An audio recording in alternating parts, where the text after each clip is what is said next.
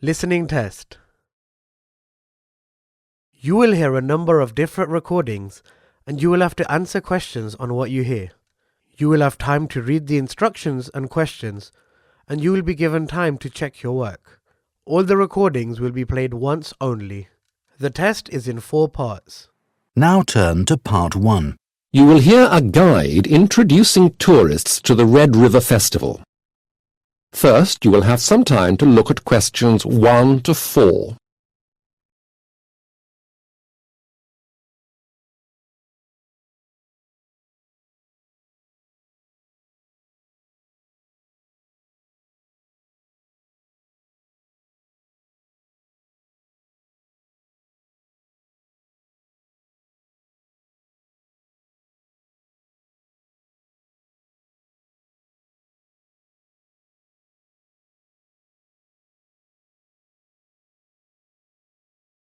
You will see that there has been an example written for you. On this occasion, only the conversation relating to the example will be played first. Now, as I'm sure you know, the Red River Festival, that is the Red River International Music and Arts Festival, to give it its full name, is on while you are here. And I'm sure I speak for all the inhabitants of Red River in inviting you most cordially to attend. The festival is about arts and music, so answer C has been circled. Now we will begin. You should answer the questions as you listen, as you will not hear the recording a second time. Listen to the talk carefully and answer questions 1 to 4. The festival takes place over a long weekend. That is, it starts on the Friday afternoon and runs until Sunday evening. Normally, the festival would take place on the 4th of July, the same day as American Independence Day, but this year we've rescheduled it for the 4th of August. Now, you can buy tickets for this festival either by the day or for the whole festival. The second option is cheaper, although of course not everyone can attend for the whole time. A day's ticket is $10, and it's $25 for the whole festival. That's very good value. If you want tickets, you're advised to get them early, because there are always more visitors than tickets. Space is limited, so buy early. You can get them direct from the festival organizer's headquarters, the festival office, and I'll give you that address later, or you can get them from any of our 3 post offices or one of the many bookshops in the town. Last year, we issued them from tourist advice centers and the town hall, but this year it was decided to limit the number of outlets to cut down on administrative costs. Before the talk continues, you have some time to read questions 5 to 10.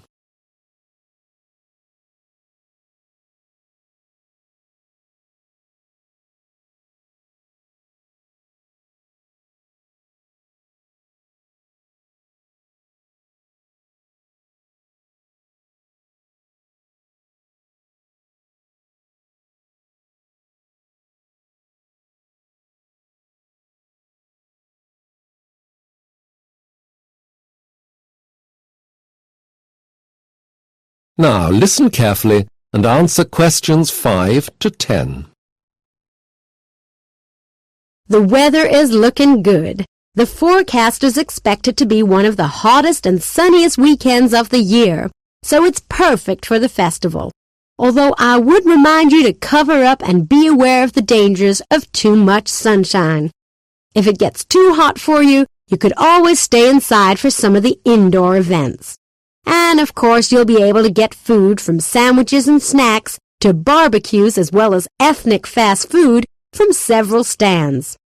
There will be a bar this year, but after last year we will only be selling soft drinks, beer, and wine.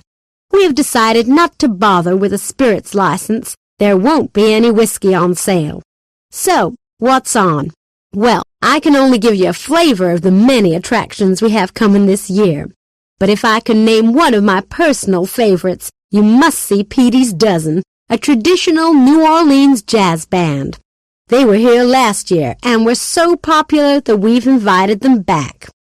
If you like classical music, we've got a string quartet from Poland, appropriately called Strings, playing classical favorites. We've also got rock bands, a blues band from the UK, a group of traditional Bavarian beer hall singers, and another of my favorites, the Fiddlers, who come from Ireland. Their special brand of folk music is popular all over the world. Moving on then to other attractions in the Red River area.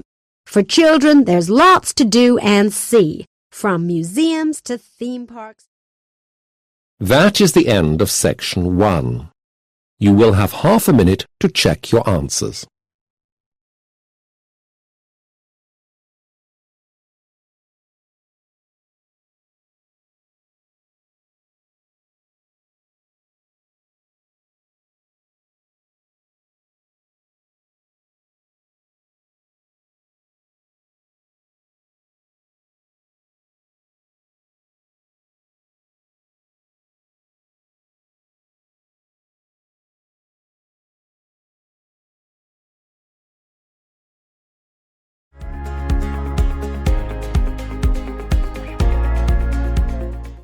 Part 2. You will hear a man and a female bank employee talking about getting a loan. First, you have some time to look at questions 11 to 16.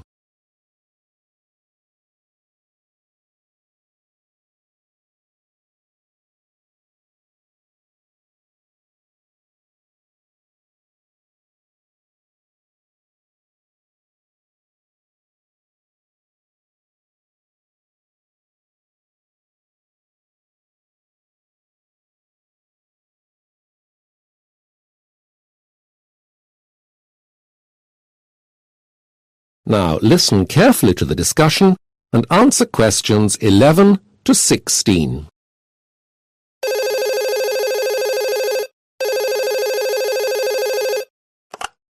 Good afternoon. County and District Bank Customer Services. Can I help you? Hello? I need to speak to someone about getting a loan, an overdraft. Yes. Perhaps I can help you. Do you bank with us, sir? Yes, my name is Mick O'Drew. Sorry, sir, your surname is? O'Drew. Mick O'Drew. But my full name is Michael. And can I have your account number, please, Mr. O'Drew? Yes, it's 39261916. That's fine. Now, I just need to confirm some details for security reasons. What is your address? It's 24 Kilverton Drive. That's in Chalvey. That's Chalvey.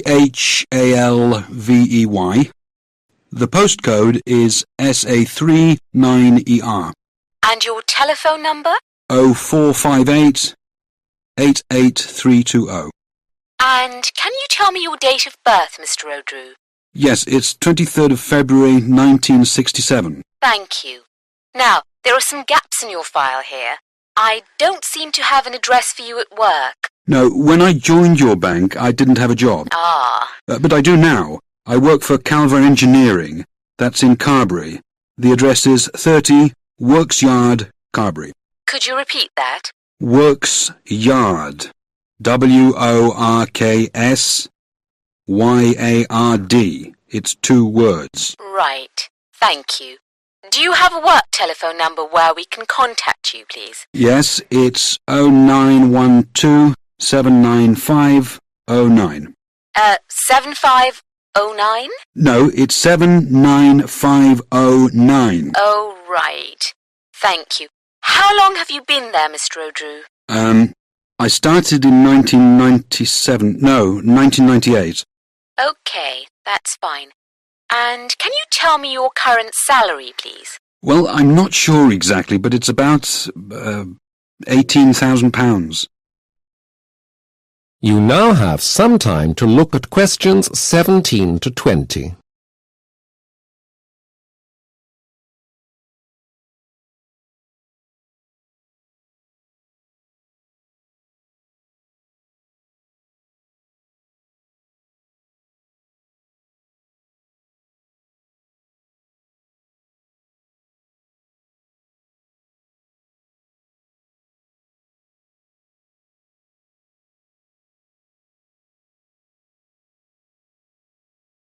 Now listen to the rest of the discussion and answer questions 17 to 20. Now, you would like an overdraft. Do you have any other major debts? What do you mean? Well, are you paying a mortgage on your house? Yes, How much is that every month? it's about £450. I see. And do you have any credit cards or store cards? Yes, I pay £45 a month in credit card charges. Oh, and about £19 a month for my store card. That's with JH only, the clothes shop. Do you have any personal loans or hire purchase agreements? None whatsoever. Right, well, the loan shouldn't be a problem. I can set it up for you in the morning. I've set your limit at £250, although you can raise this to £300 if you're still having problems.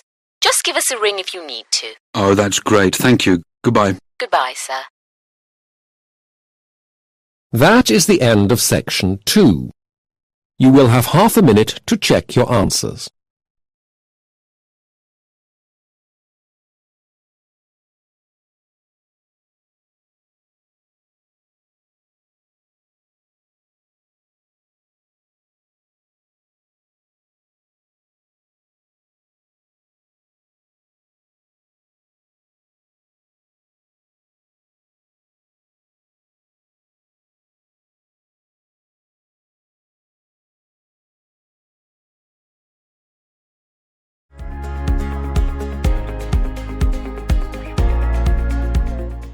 Part 3. You will hear a conversation between two students, David and Maria, about the candidates for an election for student officers. First, you have some time to look at questions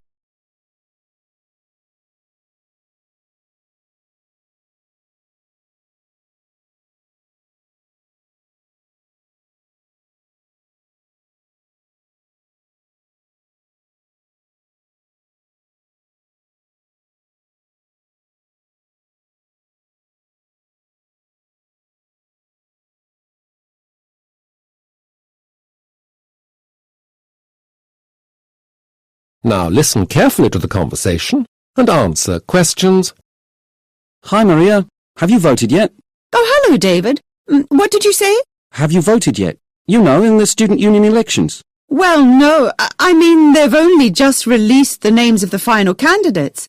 The first round elections were only held last week. But I voted already. Yes, but that's the first round. You know how this works, don't you? Well, not exactly. I mean, I thought you just voted. It's pretty simple, but it's made more complicated because this university has 4 colleges, not just one. Each college can have many candidates for each post. These are reduced to a logical number. Then the real voting takes place. So what did I vote for last week? That was the first round, like I said. You voted for the candidates for Peterborough College, that's all. There are also candidates from the other 3 colleges. Oh, I see. Well, there are 7 positions to apply for in the union, although 2 of those are dealt with later in the year. That's the president and the vice president. Anyway, each college sends 1 candidate on to the second round, so that's 4 in all for each post. In other words, it's 20 candidates. That's quite a lot. it isn't when you think that there are 14,000 students at this college. No, I suppose not. Can they all vote? Yes, part-time and full-time students. Everyone. But most don't. Only about a quarter of those eligible to actually bothered. You now have some time to look at questions.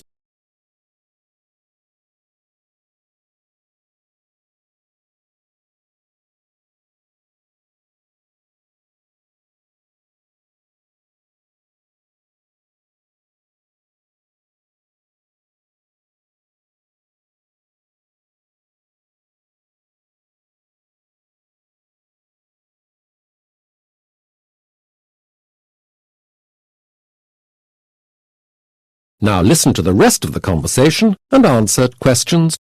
So, who are the candidates from our college? There was a leaflet about it this week. Some of the students stood as candidates for several posts before the final ones were selected. I think Jenny de Groot is standing for Women's Officer. She wanted to be Finance Officer, but Law got that post. She seems to be more suited to working for the female students here. Yes, I like her. She's the best person for the job. I'm not sure I'd support Michael McCarthy for his post. He's putting up for Entertainments Officer. Doesn't he arrange the Saturday night band for the college? And the sports events? Surely he'd be ideal. He has so much experience. Maybe. I don't think he chooses the right kind of groups for the college. He's too way out. He's not my choice. Who's the candidate to be overseas officer? A Chinese student who's been here for just over a year. She's the president of the Chinese club, and she organises some interesting cultural evenings for them. She seems to be quite capable. Do you really think so? She's in my seminar group for linguistics. Her English is quite poor, and she's so shy she never mixes with us. Oh, there are 30 different nationalities here, so she'd need to be more sociable. Perhaps Vikram Patel would have been a better choice. Yes, I think so. Who did you say was finance officer? Law? Charles Law? He does accountancy, so he should be able to cope with the post. He'd be responsible for a lot of money. I've always thought he was unreliable.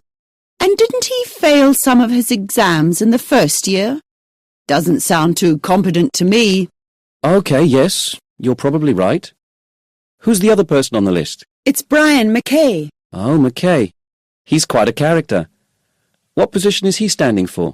He wants to be the liaison officer. The person who lets the teaching staff know about any problems the students might have. He's such a sociable person. He'd be a great communicator. Yes, he's articulate and well organised, but he wouldn't be my first choice. Anyway, they're only the candidates from Peterborough College, so we'll have to wait for the results of the real election next week to see who actually gets each post. Yes, we can discuss this again.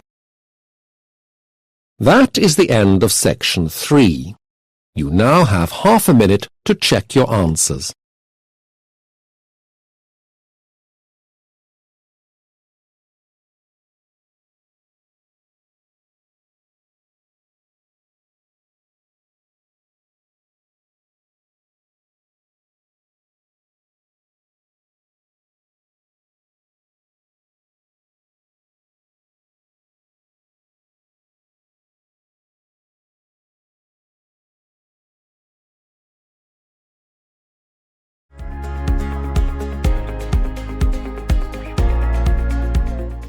Part 4.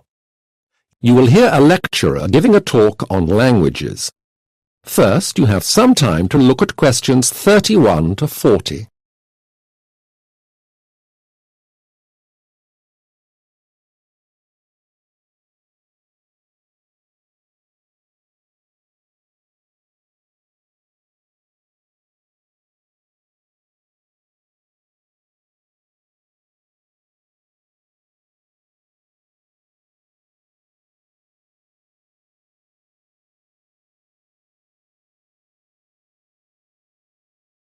Now listen carefully to the talk and answer questions 31 to 40.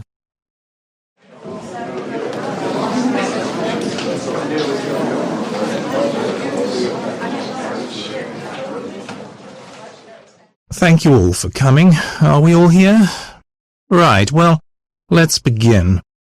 This lecture, as you know, is the third in our course, Introduction to Linguistics. Today, we'll be looking at a variety of different languages, not any one specific one, and we'll be looking especially at languages which can help us understand how both language and languages evolve. Another issue that we will be exploring is the way in which languages have changed over time. These are fairly complex areas and they have proved to be rather difficult to grasp. And there are many different theories, some of which we'll look at today. But first, I want to talk briefly about a few different ways of looking at a language. Now, the language we all speak, English, is what is called a natural language, like French, German, Greek. What do we mean by that? Well, it's a difficult term to define, because most languages have evolved naturally, except for a very few, such as Esperanto, which was invented in the 19th century. So, I suppose that what we mean by natural is a language which we consider stable, fixed, not constantly changing. Now, as we know, all languages are in fact constantly changing, so it's something of a misnomer. But let's put it another way. Natural languages are considered by us to be permanent. They didn't appear suddenly. They grew up out of other things. Now, I want to contrast these languages with two other kinds of language: Pidgin languages and Creole languages. A Pidgin language is a language which is forced into being by circumstances, usually some sort of situation where two groups meet and don't speak each other's language, and they invent an intermediary language, usually for the purpose of trade or sometimes war. An example is Tok Pisin, which is a pidgin spoken in Papua New Guinea. A Creole language, on the other hand, develops from a pidgin into a full language. This happens when the pidgin starts having native speakers, that is, people whose first language is the pidgin. This happened in the case of the French Creole spoken in New Orleans, for example. Pidgins are found all over the world, especially in areas which are or were once important trade routes: the Caribbean, China, Indian, the Pacific. Basically, pidgins can be identified with one or two important characteristics. They are made up of parts of the two languages spoken by the group that have met, the trading groups or whatever, and they are usually based on a simplified form of one of those languages. That is, their grammar is a less complicated version of the grammar in one language. They use vocabulary from both languages, but there are fewer words, so each word often has more than one meaning. For example, in Tok Pisin, grass-belong face means hair or beard. The pronunciation is also made simpler as pidgins lose the complex vowels of the parent languages. Creoles, on the other hand, formed when pidgins are learnt as a first language, are just as complex as so-called natural languages. They are expanded pidgins. There is often a considerable element of politicalization, as the emphasis moves from communication, which to pidgin speakers is most important, to community, which is the mark of a Creole. That is, a Creole is a community who speak a different, marginalized language. They often have to struggle to get their language recognized. As to where pidgins come from, there are basically two theories. The first claims that all pidgins are descended from a medieval trading language, what you might call the first pidgin, called Sabir. This is believed to have been based on Portuguese. It was spread as the Portuguese traders went from place to place. That is the end of section 4. You will have half a minute to check your answers.